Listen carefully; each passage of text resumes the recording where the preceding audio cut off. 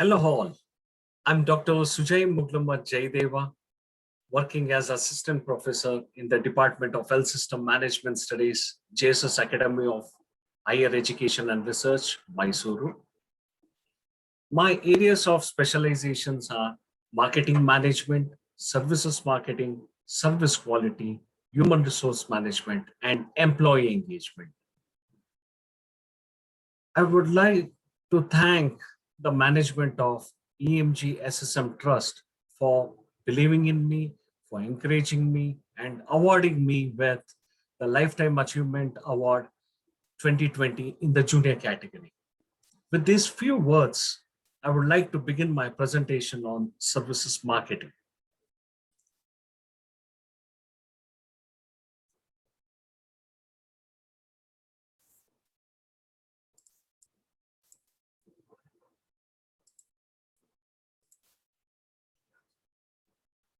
In this, on my presentation on services marketing, I would like to present on the services, the classification of services, and the marketing challenges where a services encounters and the discussion about the differences with services and product would be discussed. So coming to the first basic question, what is a service? And this is a definition which is given by the marketing guru, living legend, Philip Kotler, who defines a service as an act of performance that one party can offer to another, that is essentially intangible and does not result in the ownership of anything. Its product may or may not be tied to a physical product. So from this definition, we can understand, we can deduct that services is an act, services is an act of performance, it is intangible in nature, and it doesn't have a ownership. Okay, with this concept in mind, we'll try to look services in a process perspective. When we look at the services in a process perspective, we come across four types of classification. That is people processing, possession processing, mental stimulus processing, and information processing.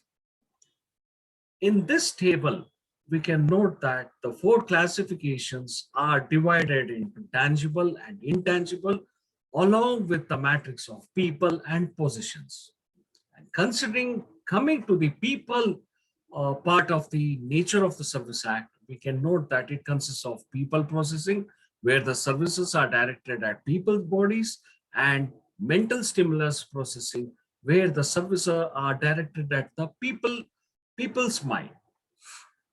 And in the positions of the Service Act, we can note that the classifications are divided on the position processing, where the services are directed at the physical positions, and the information processing, where the services are directed at the intangible acts or assets. And further going even more deeper, we can divide all this classification of services as one-to-one sequential, one-to-one, and one-to-many. That is, considering the processing focus, we can look at as a job shop, assembly line, and batch processing. And this table gives an example of each of the classifications, that is on a body, mind, physical, and information processing, which was discussed in our previous slides.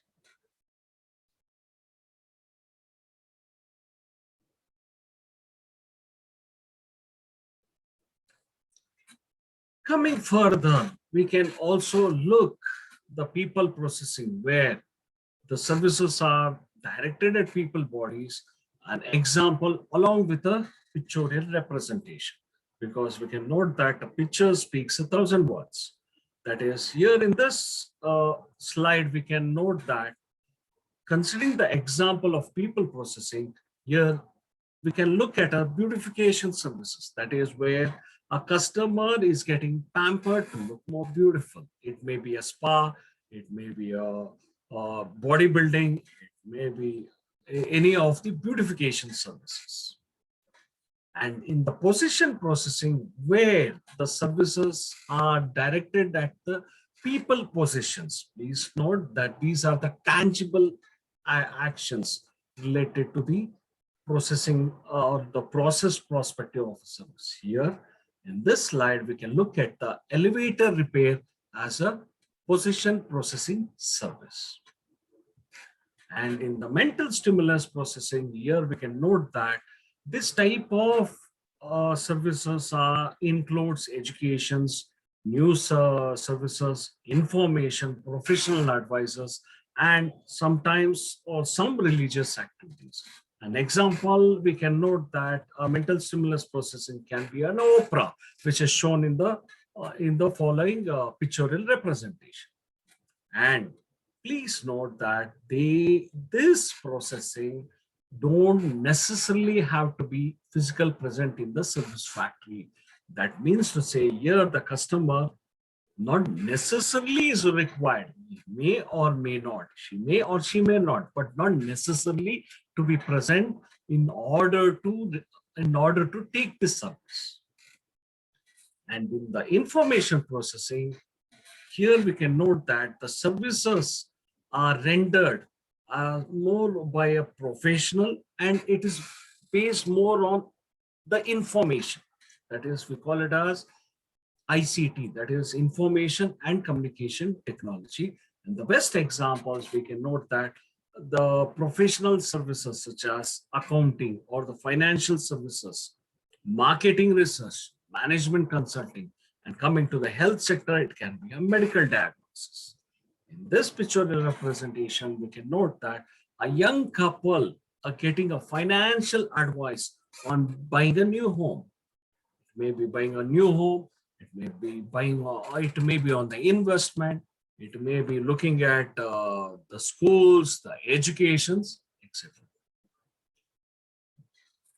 And coming to the marketing challenges of services, apart like product, even the services has marketing challenges where it has the characteristics of intangibility, heterogeneity, inseparability, and perishability, where the intangibility is that this is the mother of all unique differences. That is, here we have to note that the services are intangible. That is, they are not seen, they're not heard, they're not able to smell, they're not able to hear it, etc. So this is coming to all the four characteristics, which are the main, that is intangibility, heterogeneity, inseparability, and perishability. Intangibility is considered as the mother of all the differences.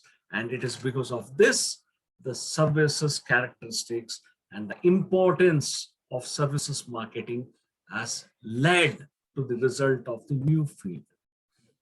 And this we can note that the characteristics of a service as also the difference as compared to the product, and also the resulting marketing implications. That is, we can note this, that when it is intangible, what are the marketing implications? When the services are heterogeneous, what are the marketing implementation? When the services are inseparable, what are the marketing implications? And when the services are perishable, what might be the implications, marketing implications leading to the challenges in the services market? With this, I would like to conclude my presentation on the basics of services marketing. And once again, I thank the EMG SSM Trust for awarding me with the Lifetime Achievement Award. Thank you.